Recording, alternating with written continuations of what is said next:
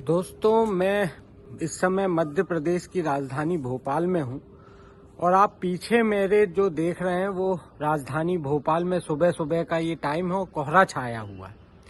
ये वीडियो दरअसल भोपाल का मौसम बताने के लिए नहीं है, बल्कि ये एहसास दिलाने के लिए है कि कुछ इसी तरीके के मौसम में मध्य प्रदेश की आर्थिक राजधानी इंदौर में हजारों युवा 2 रातों से डटे हुए हैं इसी ठंड में। वहां भी ये कोहरा पड़ रहा होगा।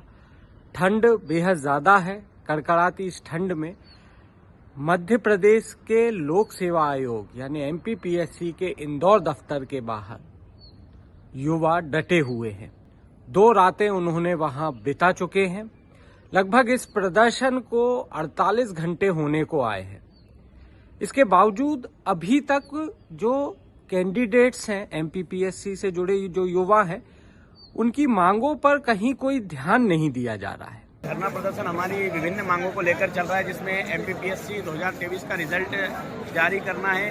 अभी 9 महीने हो चुके हैं। मार्च 2024 में एग्जाम हो चुके, लेकिन अभी दिसंबर चल रहा है, 9 महीने हो गए, लेकिन अभी तक रिजल्ट जारी नहीं किया आयोग ने। दूसरी मांग ये है कि 2019 से लेकर 2024 तक हमारी एमपीपीएससी के माध्यम से जो परीक्षाएं हुई हैं उसकी कॉपियां नहीं दिखाई जा रही है। धरना उल्टा जानकारी यहां तक आ रही है कि कल एक प्रतिनिधि मंडल ने एमपीपीएससी के चेयरमैन से बात की, तो बात में चेयरमैन ने यहां तक जो प्रतिनिधि मंडल गया था उससे कह दिया कि आप अभिव्यक्ति की स्वतंत्रता का दुरुपयोग कर रहे हैं। था हम लोगों को प्रतिनिधि मंडल को बुलाया था, लेकिन हमारी मांगे एक भी लिखित में मान्य नहीं हुई। इसलिए हमारे संगठन के 2 साथी आदरणीय श्री राधे जाट जी एवं अरविंद भदौरिया जी दोनों ने आमरण अनशन के लिए बैठे हैं आज रात। अब इसमें हमें ये समझना होगा कि आखिर ये अभिव्यक्ति की स्वतंत्रता का दुरुपयोग किस मायने में है। क्या यदि मैं कोई एग्जाम दे रहा हूं, उसके लिए बतौर फीस भी जमा कर रहा हूं, और यदि मैं किन्हीं कारणों से असफल हो जाता हूं, तो क्या वो कारण जानने का मुझे अधिकार नहीं है? क्या मुझे ये जानने का अधिकार नहीं है कि एमपीपीएससी की फला परीक्षा में यदि मैं सफल नहीं हो पाया तो आखिर मेरे नंबर कितने थे? क्या मुझे अंक सूची मिलने का अधिकार नहीं है? क्या मुझे अपनी जो कॉपीज है वो देखने का अधिकार नहीं है, ताकि मैं अपनी गलतियों से सीखकर आने वाले समय में उन गलतियों को सुधार सकूं और सरकारी जॉब पा सकूं? यदि ये अभिव्यक्ति की स्वतंत्रता का दुरुपयोग है, यदि हम हमारे अधिकार की आवाज भी नहीं उठा पाए, यदि हम अपना हक भी नहीं मांग पाए, तो फिर ये किस स्वतंत्रता की बात कर रहे हैं, ये यही जाने। उल्टा यह तक हुआ, एक कागज भी सामने आया, दस्तावेज सामने आया, जिसमें पुलिस विभाग अब ये कह रहा है कि भाई आप लोगों ने बिना किसी परमिशन के, बिना किसी उसके आप जो है धरने पर आ गए। इससे ट्रैफिक व्यवस्था खराब हो रही, इसलिए आप तत्काल अपना धरना बंद करिए, नहीं तो हम आप पर वैधानिक कार्रवाई करेंगे। कि आप छात्रों के हित की बात नहीं करोगे, आप पीएससी में जो घोटाले घपले हो रहे हैं उनकी बात नहीं करोगे, आप वैकेंसी बढ़ाने की बात नहीं करोगे। यदि आपने ये बात करी तो हम आपके ऊपर एफआईआर करके आपको जेल में डाल देंगे। संविधान जिसमें आर्टिकल 19 जो हमको ये कहता है कि हम शांतिपूर्वक धरना प्रदर्शन कर सकते हैं, उस संविधान की हत्या करने का काम आप कर रहे हो। अब आप ये देखिए कि ये इसका मूल क्या है, जड़ क्या है। भाई क्यों जरूरत पड़ी?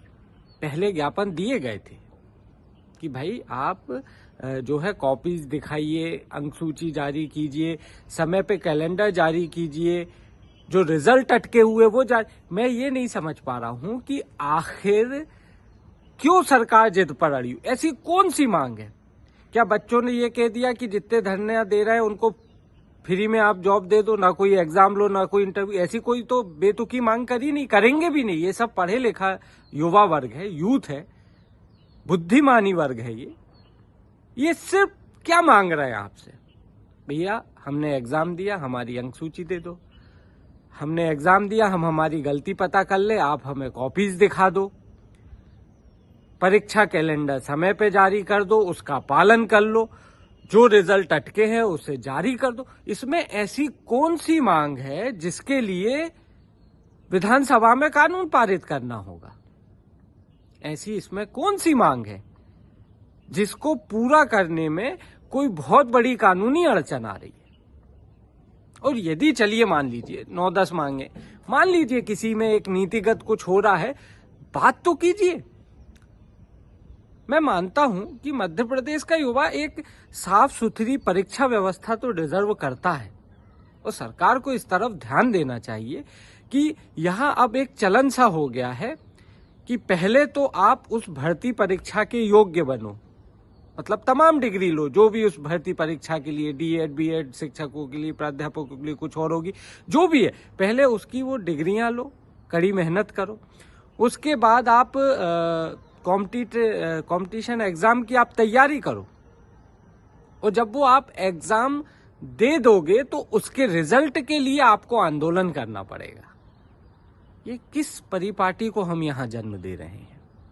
अभी हाल ही में लोगों ने देखा कि ESB, employ selection board, Vyapam जिसे कहते, उसमें एक भर्ती परीक्षा में कुल 100 नंबर का पेपर था और 101.66 नंबर आ गए।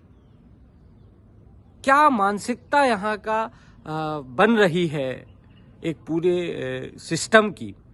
मुझे लगता है सरकार को इस तरफ ध्यान देना चाहिए। जो युवा साथी वहां डटे हुए हैं, हमारी तो यही ईश्वर से प्रार्थना है कि उनकी मांगे जायज है, पूरी हो। सरकार ध्यान दे, बातचीत का आप रास्ता तो शुरू करिए। ये कौन सी बात होती है कि अभिव्यक्ति की स्वतंत्रता का दुरुपयोग और हम वैधानिक कार्रवाई कर देंगे? भाई बच्चे मांग क्या रहे हैं ऐसा? मुझे लगता है सरकार को इस तरफ गंभीरता से ध्यान देना चाहिए।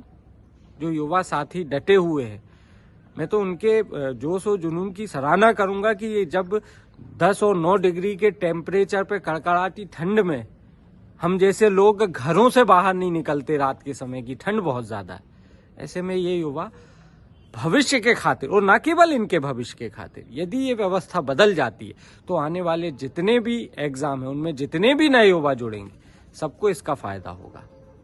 मैं तो बस लास्ट में यही कहूंगा, सरकार इस ओर ध्यान दे। ये कोई अभिव्यक्ति की स्वतंत्रता का दुरुपयोग नहीं है, ये युवाओं के हक के अधिकार की लड़ाई है। और मैं मानता हूं उनकी जो मांगे, उनमें से बहुत सारी मांगे तो ऐसी है जिसमें कोई बहुत बड़ा नीतिगत फैसला लेने की जरूरत नहीं है। तो सरकार एक बार विचार करे, युवाओं से बात करे। आखिर आपको ये समझना होगा, ये तमाम व्यवस्था, सरकार है, विभाग है, एमपीपीसी है, ये किसके लिए चल रहा है? ये आम पब्लिक के लिए चल रहा है, ये जनता के लिए चल रहा है, ये युवाओं के लिए चल रहा है। जब वही युवा सड़क पर है, यदि वही युवा धरने पर बैठा, यदि वही युवा 9 डिग्री के टेम्परेचर में रात के कड़कड़ाती ठंड में बाहर डटा हुआ है, तो फिर सवाल तो आप पर भी उठता है कि आप कौन सी एमपीपीएससी जो चला रहे हैं।